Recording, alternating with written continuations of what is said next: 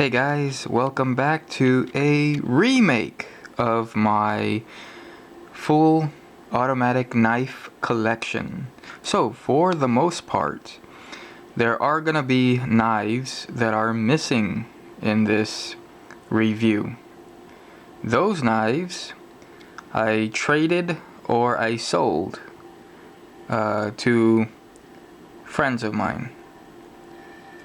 You can see the rosewood handle. Closed is about 7 inches.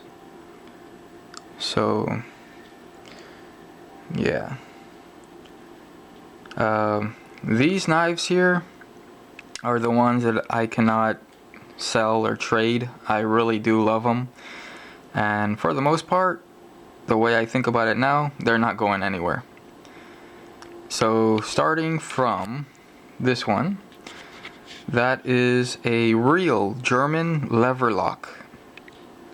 Aside from that is Italian. Aside is Italian. The white one right there is Chinese. The OTF, Chinese. The white one, Taiwan. The black one, which is this one, Germany. This black one and the white one is Italian, or from Italy. China, Italy. Okay? So now that all that is being said, let's open them up, look at them, and enjoy watching this video. So again, this one had acrylic plastic handles or scales. This one here, I took off the scales and I replaced it with deer antler, or what is it? Stag horn. Now this one, since it is from the 70s, you can see that the tip of the knife is peeking out a little bit. It's very common that the lever locks do that. I don't know why, but you know, that's the way it goes sometimes. And it's not just from the lever lock itself. Some of the button knives, the switch blades themselves, they do that as well. So it's nothing like, oh my god, I've seen so much worse. I've seen a lot worse. So lever lock means right now it's locked. You fold down the lever, and since I have not used this in 3 months, I should have put oil on it before I started the video, but oh well. Now it's locked open, so it will not close on you as long as this stays like this. You want it to close, you pick up the lock and then it closes. Let's see if we can get this to swing open better. There you go. So again, 1970s, 1980s, C. Joel Herbert's, and then Rusterfee underneath. So just in case you cannot see that, I will make a part 2 and I will show you all the little details on all the knives that you see here. I did make this as a, you know, as a learning talking point in my previous videos. Made in Stalin, Germany. So again, that's the company or the person, the factory that made this particular lever lock knife. So you can Google that, you can look it up, you can, well, do what you need to do. So we're going to leave this one open. Now we're going to move on to this one here, which is my favorite. I love this knife. The scales on it, you can see it's buffalo horn. You can see the white in the horn there, or the gray. You can see it as well on this side if I can get the light just right. Let's see. I think you can see it right there. It strides.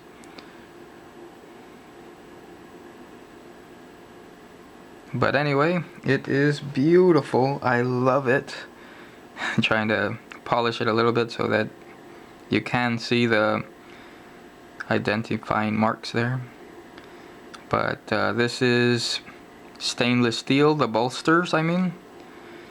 Now, the reason why they call this a shot puller is because back in the older days, like before 1900, before 1901, 1900, 1899, stuff like this, the shotguns that you would use were either single shot barrels or double shot barrels, and after you shot, you would break it open and pull the shot out, the shell, I should say. So this would allow you to pull the shot out of the barrel faster, easier, without using your fingertips trying to touch the hot brass and pull it out and stuff like this. You just get this, you put it over the shell, and you rip it out of the barrel.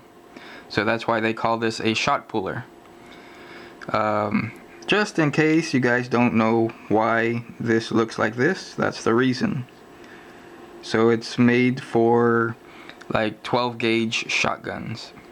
Okay, so you flip that down again. Hard, fast lockup. Now again, you can see the detail on this one a lot better. Inox G.O.M. Okay, you can see, I mean, it is perfect, made damn well.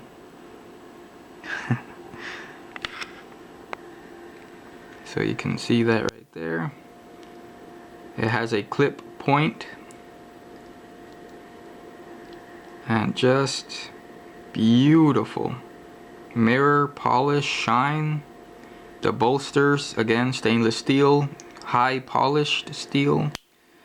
The only thing that I do not like about this particular blade right here is this part right here. You see that spacing?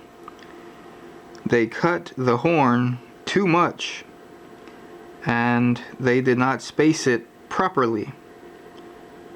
And this was something that I bought from a friend of mine, and it was like he bought it from somewhere else and he didn't even notice that. He's like, oh shit, I didn't even know.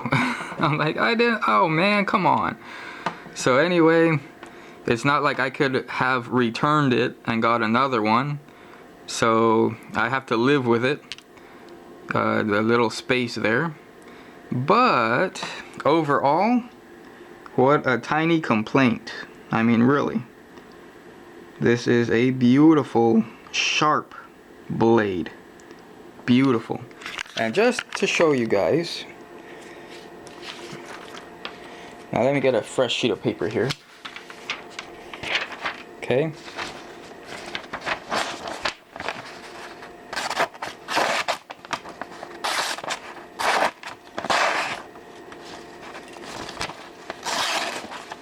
So yes, this is very sharp.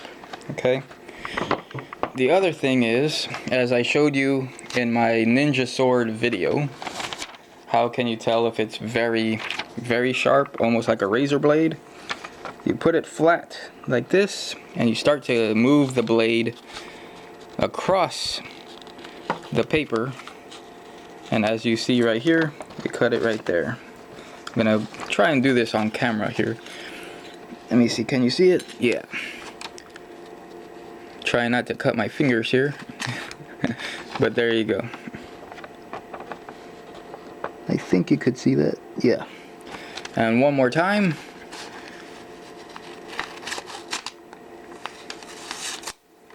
So there you go. This is very, very sharp.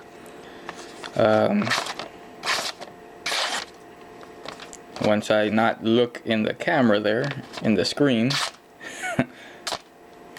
So, yeah.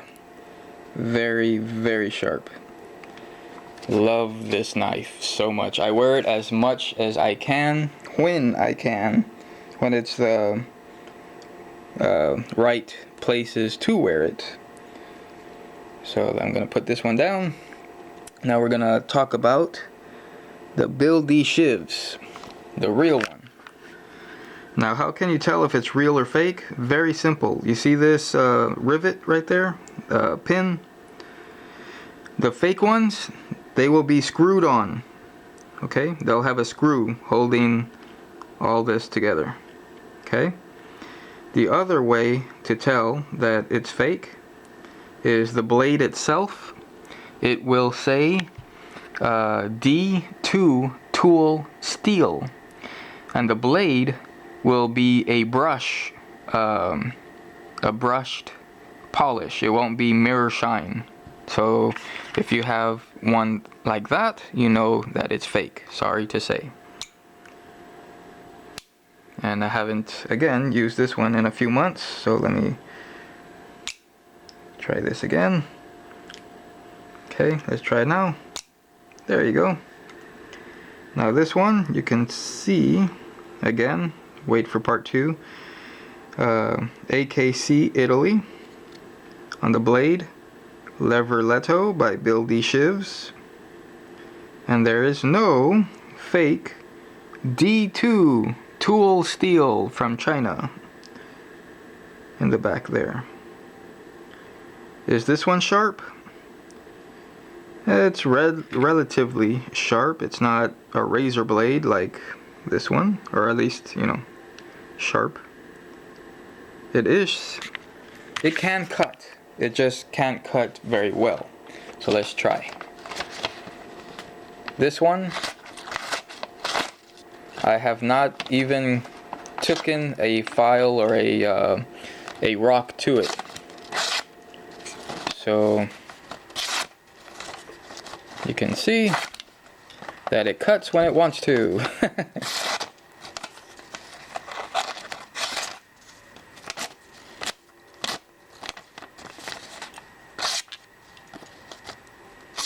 Gotta get it just right and it will cut.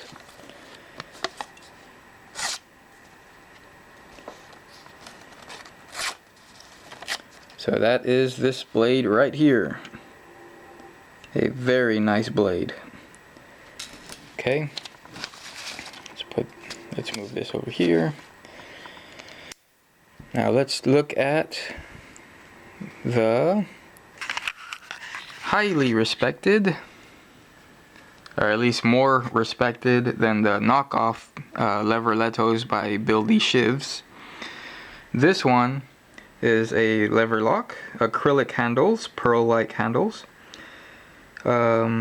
This one has stainless steel, high polished bolsters. This one is nickel polish, or nickel plated, sorry.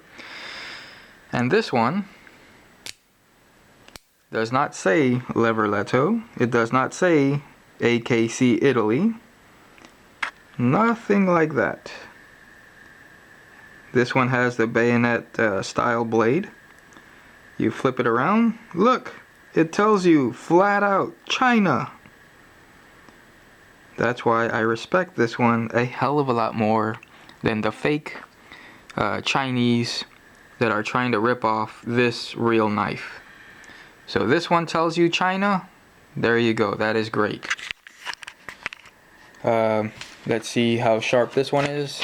Again, it's not razor blade, but it is sharp.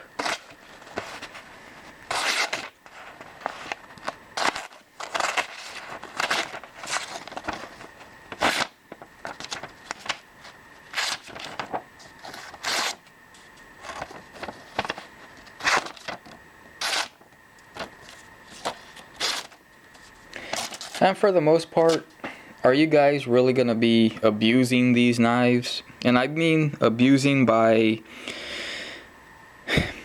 are you really going to freaking use it hardcore? No, I don't think you would. I mean, you could. You might end up breaking it, but that's the whole point. If you use it too much or too hard, it will break on you. But for light uses, cutting paper, cutting boxes, opening letters, and a few other soft things, I'm not going to mention what, yeah, this will be fine. This will be good. So yeah, that's a nice blade. I really do like it. I enjoy it. And here we have the knockoff, the clone, OTF. What is it a knockoff or a clone of? I'm going to say something like a Microtech. But this one does not say Microtech. It does not say anything like that. There's your glass breaker over here, your clip right here. And as I've been showing you, it does not say anything. So it's just a regular OTF Chinese. The blade, I polished it up a little bit, I sharpened it up a little bit, I painted the inside here red. I have cut boxes with it, I have cut paper with it. It's just nice knife. Just nice to have. Okay, we move on to the 1980s. So this 1980s, if anybody knows the actual vintage knives, you will know right away that this is a vintage 1980s switchblade. How can you tell? Very, very simple. But right here it says 440 stainless Taiwan. Now look at the blade. Usually, again, these knives have always been sharpened by amateurs, and the belly of the blade, or towards the edge of the blade, will be all scratched up with deep scratches. This one, you can see it is perfect. Beautiful. Okay, so this one does have the brass liners, which is rare to see nowadays, but very nice. Now we move on to my favorite one right here. I thought you said that was your favorite, or this one here, or that one there. Yeah, it's hard to say this one is my absolute favorite. So if I would have to choose right now which one between the German, the Italy, I'm assuming Italy or German, this one, and this one German, whoo, I don't know. That's gonna be a really hard decision for me. I love them all for different reasons. This one because this is a real German lever lock from the 70s. This one is a real shell puller, buffalo horn, sharp blade. And this one here because this is a real leverletto by Bill D. Shiv's lever lock. This one I love because it is vintage 1980s. And this one, again, vintage. I mean, oh man. It's black acrylic handle or scales. Does work.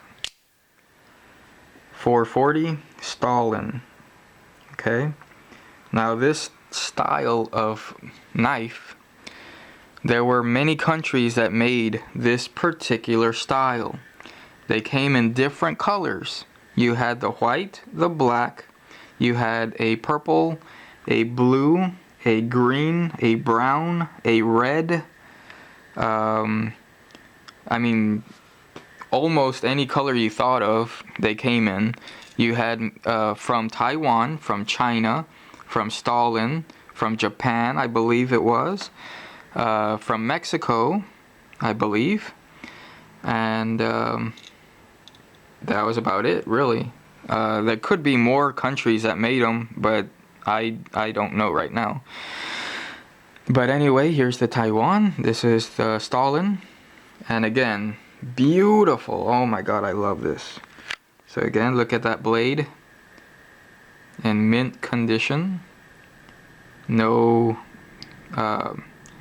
amateur sharpening marks on it. Let's turn it around. I'm showing you the camera there because that will show you right away if there is scratching on the blade at all. And as you can see, it is mint condition. The lock is perfect, flush, and just beautiful. Okay, we're gonna move on to the Italian, AKC Italy. I love the blue tint. I don't like that spots, or those spots on it. I wish they did not put the spots. It would have been very nice if the blue blade was on the white scale over here. So open this one, AKC Italy. Again, bayonet style blade. Beautiful condition. Then we're going to move on to the Chinese, the mossy oak scales, which I think was awesome. When I found this for 10 bucks, I think it was $10, man, I had to buy it. I mean, just look at that, freaking awesome. Okay, open this one, Milano, Italian Milano. You flip it around and it says China. Okay, this one also has the bayonet style. I believe that's what you call it, a bayonet style. And then the last one, before we hit part 2 and show you all the little details, and I would do it here, but this camera is old and it does not want to focus. When I put it really close this way, it will not focus, or autofocus.